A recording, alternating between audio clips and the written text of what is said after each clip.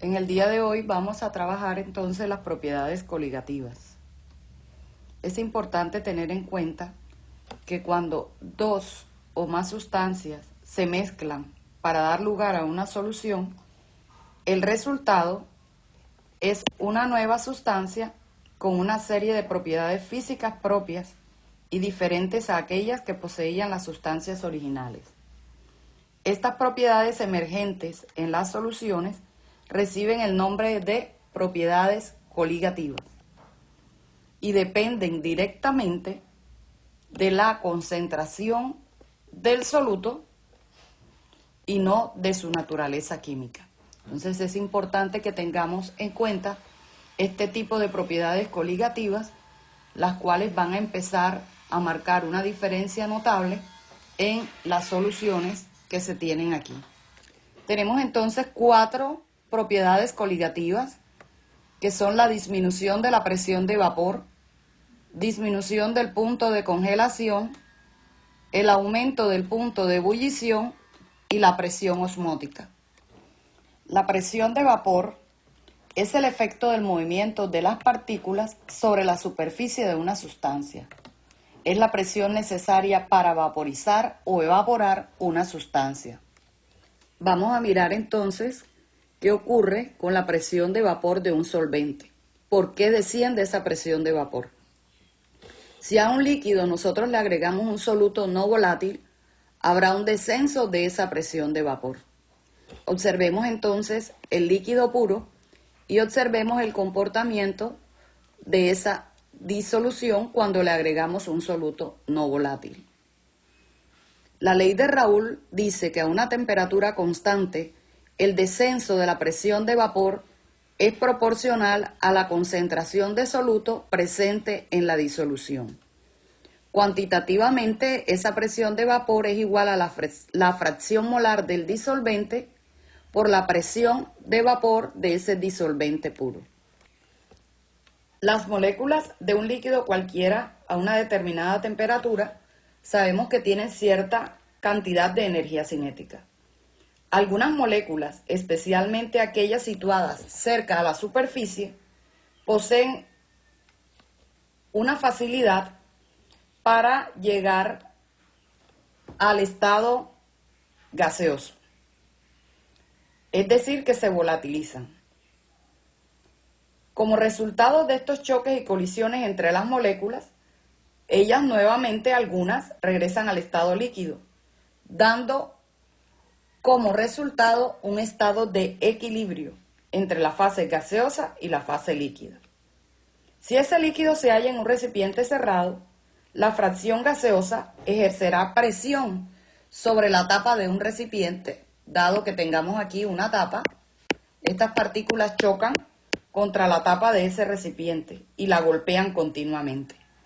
Esta presión, que se denomina presión de vapor, se puede medir y es característica de cada sustancia. La proporción entre la fase gaseosa y la fase líquida depende de la fuerza de cohesión entre las moléculas.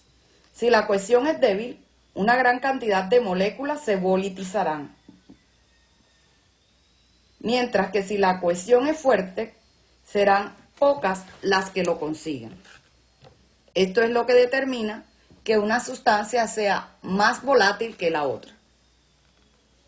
Una solución cuyo soluto sea no volátil poseerá una presión de vapor menor que la observada en el recipiente puro. Tenemos entonces un líquido puro y tenemos una solución. Por el contrario, si el soluto es volátil, la presión de vapor de la solución será la suma de las presiones parciales de los componentes de una mezcla. Entonces, allí aplicamos lo que nos dice la ley de Raoult. Observemos el siguiente gráfico que me relaciona la temperatura con la presión de vapor. Tenemos el gráfico que me relaciona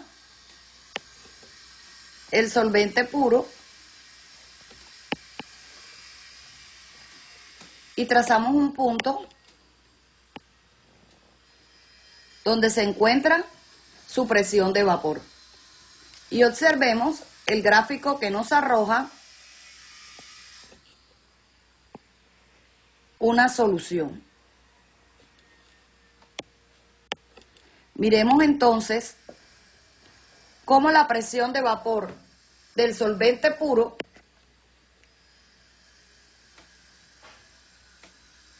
varía en torno a la presión de vapor de la solución.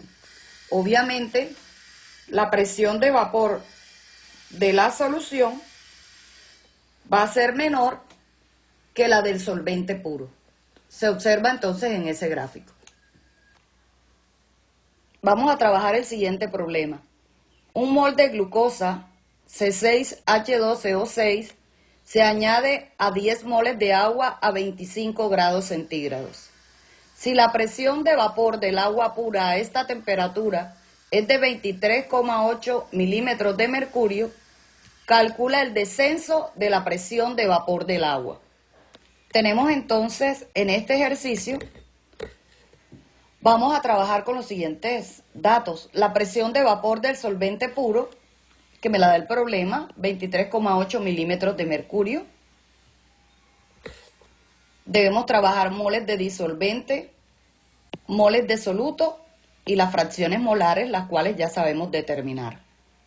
La glucosa es un soluto no volátil.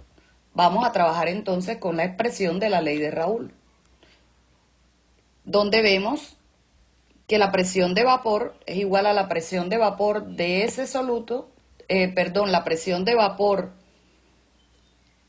de la sustancia por su fracción molar. Como ya sabemos que la presión del agua es de 23,8 milímetros de mercurio, debemos averiguar ahora cuál es la fracción molar del agua. Determinamos entonces la fracción molar de la siguiente manera: el número de moles de agua sobre el número de moles totales. El ejercicio entonces nos dice que son 10 moles de agua, reemplazo su valor aquí, y el número de moles totales, que sería las 10 moles de agua más 1 mol de glucosa. Realizo la división, 10 entre 11, y me da 0,909. Vamos a determinar ahora la presión de vapor, que es igual a 23,8 milímetros de mercurio por la fracción molar, 0,909. Eso me da 21,63 milímetros de mercurio. Ahí tengo este dato. Ahora voy a verificar cuál es el descenso de esa presión de vapor. Obviamente, entonces debo trabajar con los datos que me da el problema, que dice que la presión de vapor del agua es de 23,8 milímetros de mercurio menos 21,63 milímetros de mercurio. ¿A qué es igual esto? A 2,17 milímetros de mercurio. Entonces, obviamente, se produce un descenso en la presión de vapor del agua igual a 2,7 milímetros de mercurio.